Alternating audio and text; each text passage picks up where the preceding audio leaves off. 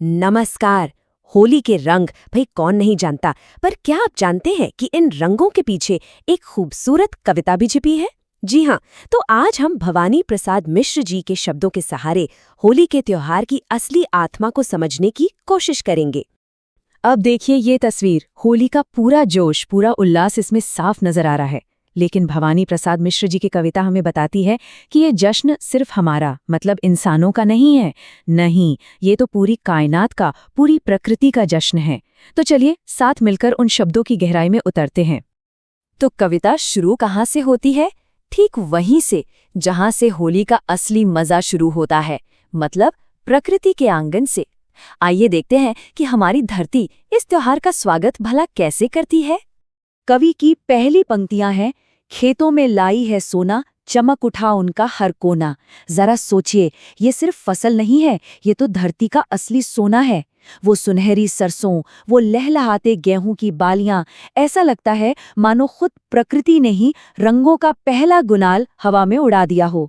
और फिर एक लाइन आती है, अमराई का आंगन महका। अच्छा, ये अमराई क्या है?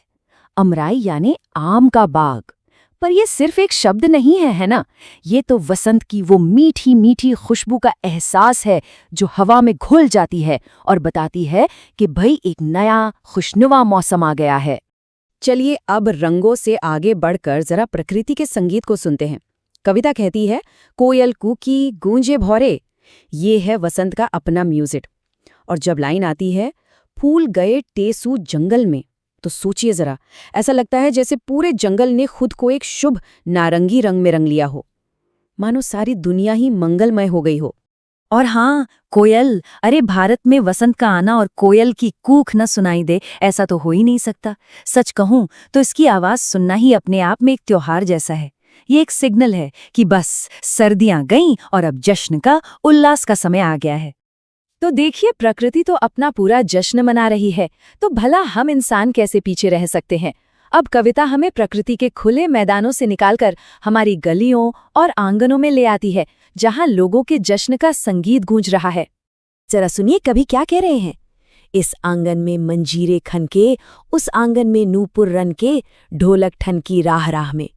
ये सिर्फ अलग अलग साज की आवाजें नहीं है, नहीं, ये तो होली की अपनी धड़कन है, उसकी अपनी हार्ट बीट है, जो हर किसी को बस एक साथ थिरकने पर मजबूर कर देती है।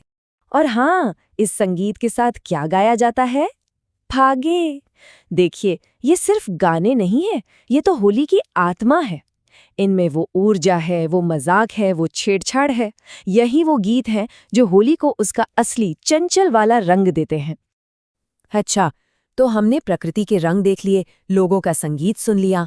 अब कविता हमें होली के सबसे गहरे, सबसे सिंबॉलिक यानी प्रतीकात्मक रिवाज की ओर लेकर चलती है। और जानते हैं इसकी शुरुआत किससे होती है? आग से। जी हाँ, रंगों से भी पहले होली की शुरुआत आग से होती है। ये एक बहुत ही पावरफुल प्रतीक है। हम सब इसे होलिका दहन के नाम से जानते हैं और असल में यही त्योहार की ऑफिशियल शुरुआत है। देखिए, ये जो अलाव है ना, ये सिर्फ लकड़ी जलना नहीं है, इसका गहरा मतलब है। ये प्रतीक है हमारी सारी नेगेटिविटी को, पुरानी शिकायतों को, मन के डर को, सबको जला देने का, ताकि नई शुरुआत के लिए, नई खुशी के लिए दिल में जगह बन सके। और इसी को होलिका कहते हैं। अगर हम कहानियों में जाएं तो ये बुराई पर अच्छाई की जीत का प्रतीक है।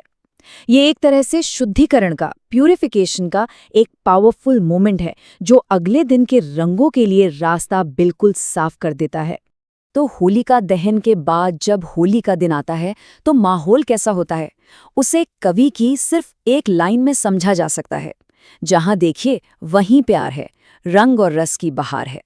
मतलब उस दिन कोई छोटा बड़ा नहीं, कोई अमीर गरीब नहीं, सारी की सारी दीवारें, सारी बाधाएं बस रंगों में घुल जाती हैं। तो हमने प्रकृति के रंग देखे, लोगों का संगीत सुना। इन सब से गुजरते हुए सवाल ये उठता है कि ये कविता और ये त्योहार हमें सिखाते क्या है? आखिर में इसका मैसेज क्या है, इसका सार क्या है? कविता का जो अंत है वो बहुत ही सीधा और सरल है। एक निमंत्रण है, एक इन्विटेशन। नाचो, गाओ, झूमो भाई, होली आई होली आई। इसमें कोई शर्त नहीं, कोई नियम नहीं। ये तो बस एक खुला बुलावा है कि भाई सारे भेदभाव भुलाओ और एक साथ मिलकर जिंदगी का जश्न मनाओ। तो इस पूरी कविता से जो सबसे बड़ी सीख मिलती है वो ये है कि होली सिर्फ रंग लगाने का त्योहार नहीं है। ये तो नवीनीकरण का, रिन्यूअल का, खुशी का और सबसे बढ़कर हमारे एक साथ होने का, हमारी साझा इंसानियत का एक बहुत ही पावरफुल रिमाइंडर है। तो हम आज की बात यहीं खत्म करते हैं, पर एक सवाल के साथ। जरा सोचिए, अपनी दुनिया में, अपने जीवन में वो कौन से त्योहार हैं जो ठीक इसी तरह जिंदगी में रंग और संगीत भर देते हैं। इस खूबसूरत कविता पर हमारे साथ मंथन करने के लिए बहुत बहुत धन्यवाद।